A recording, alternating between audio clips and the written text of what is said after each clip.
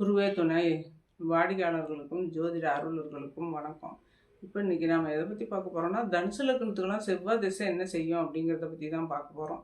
தனுசு லக்னத்துக்கெல்லாம் வந்து செவ்வாய் பகவான் வந்து 5ஆம் அதிபதியாகவும் வராரு, 12ஆம் அதிபதியாகவும் வராரு. அந்த 5ஆம் இடத்துக்கு வரும்போது அவர் யோகராக வராரு, யோக பாக்கியத்தை கொடுக்கக்கூடியவராக வராரு. 12ஆம் இடத்துக்கு வரும்போது விரையாதிபதியாக வராரு.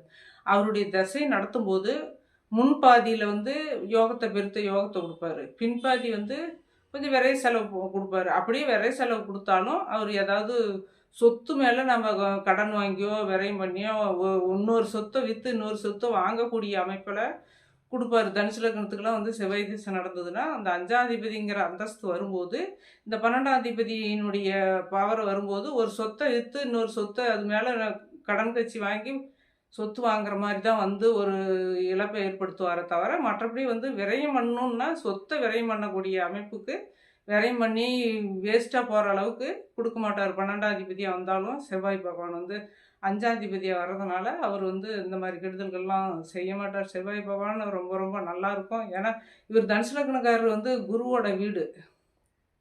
இவருக்கு குருவுக்கும் செவ்வாயும் வந்து நட்பு கிரகங்களாக வராங்க.